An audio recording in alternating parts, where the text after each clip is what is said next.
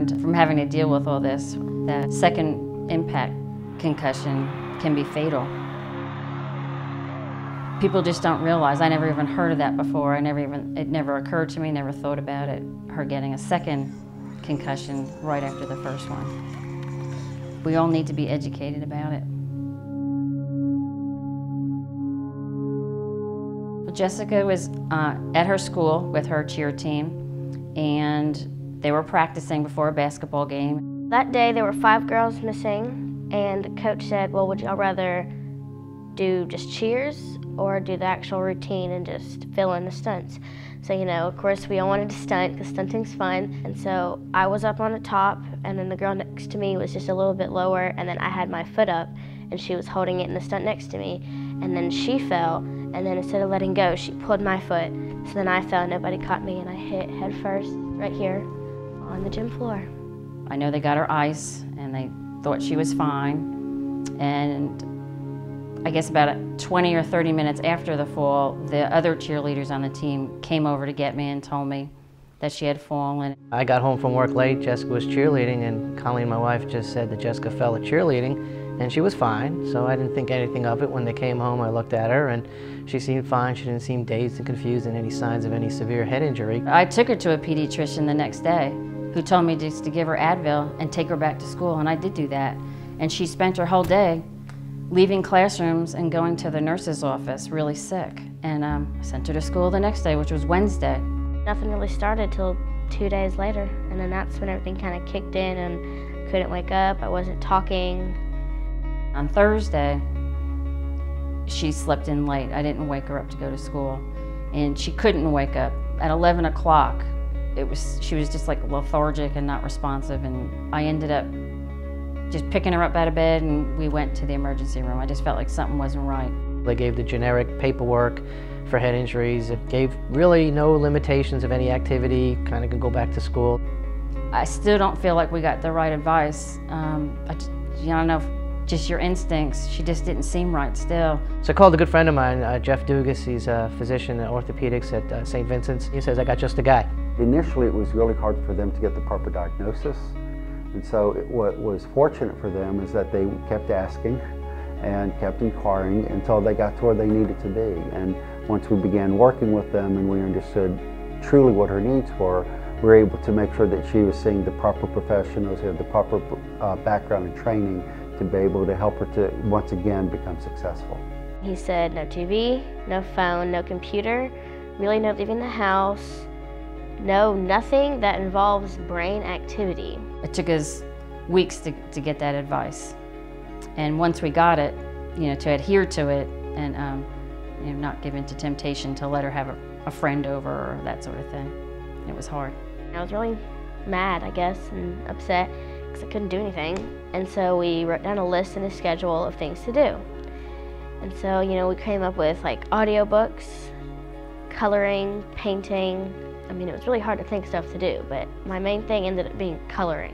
It hurts to see a kid upset. I mean, my child, we're big Alabama fans, and the Thursday before the national championship, which was that Monday, he said, you can't watch that game on TV.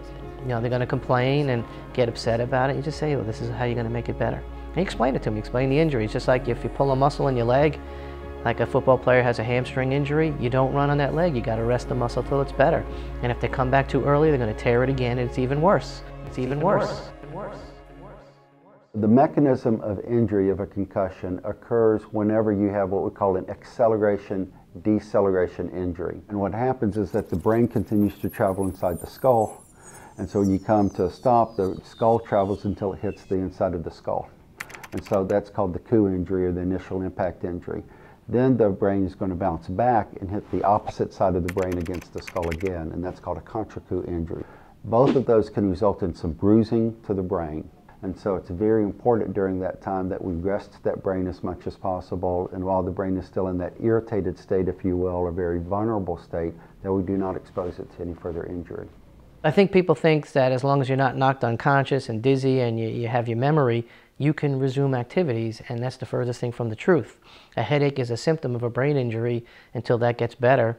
you're still injured, and you need to rest that brain, and you need to take care of it. You cannot determine the severity of a concussion immediately after the injury. And so it may be minutes or even hours after the initial injury before you see the full effects of a concussion. And that's one of the reasons it's really important that people remember this mantra: when in doubt, sit it out. Because you may have just thought that you had a minor ding or bell ringer, and that could turn into a serious concussion. I think that's the first thing Dr. Atkinson said to us is, if you do what I tell you, you're going to get better. I can't tell you when or how long, but it's going to be faster than if you don't. So you see these people, you hear people have headaches for 1 year, 2 years. If they just took the time out and rested for 2 or 3 months, it would just be 2 or 3 months. Most people assume that a concussion is a headache for just 3 days and you're back to doing your activity, which might be for a lot of people, but for us, she lost almost 5 months of everything that was going on. If we didn't take it seriously and pay attention to her symptoms, if I had sent her back to cheerleading, she could have gotten a second concussion or hit her head again, and it could have affected her cognitively or permanently. If they experience that second concussion before they fully recovered from the first one, then we're more likely to see long-term negative outcomes, sometimes even serious outcomes. Something that does not happen frequently, but it can happen. It's something that's called second impact syndrome.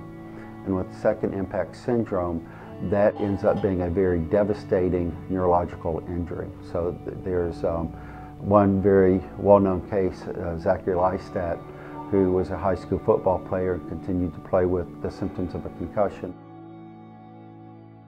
It was real close to the halftime, and I started kind of almost even walking out on the field. By then, a coach had already made it out to Zack and then was walking him off the field.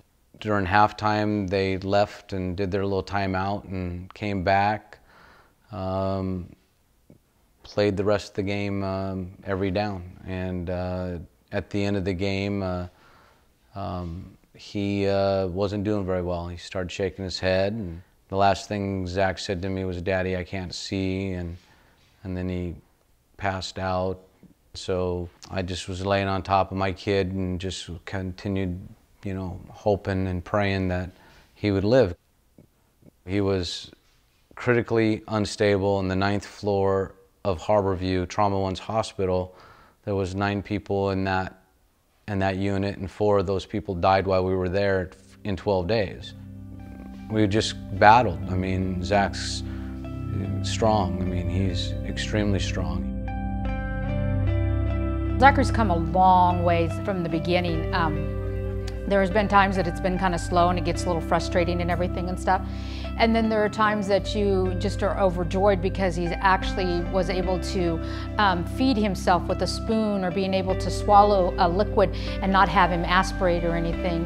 And then also too, just being able to go from being lifted into the swimming pool to do his water therapy, and now he's walking in and out with a handrail and trying to make every step count. Ready? Lift.